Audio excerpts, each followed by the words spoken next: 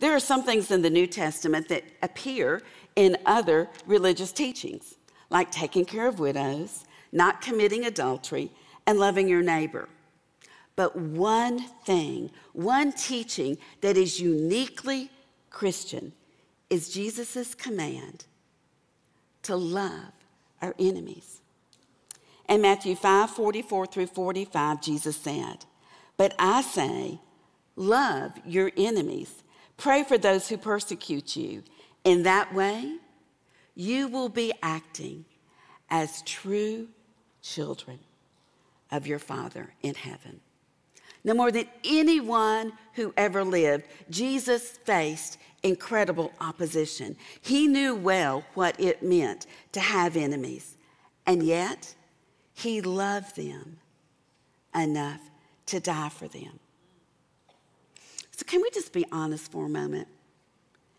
Every one of us in this room has relationship wounds, do we not?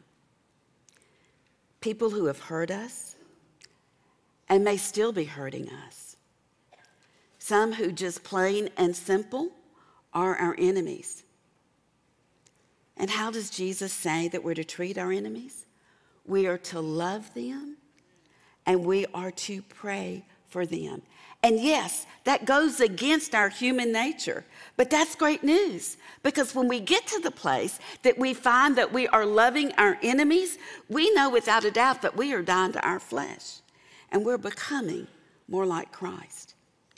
And here's the thing. Our enemies are wonderful instructors on how to love, because if we can learn to love them, we can learn to love just about anyone. Now, to be clear, every enemy will not be our friend. They will not become our friend. Our responsibility in the relationship is simply to love them, to pray for them, and as Romans 12:18 says, so far as it depends on you, be at peace with all men. When we do that, we know that we are acting like true children of the Father.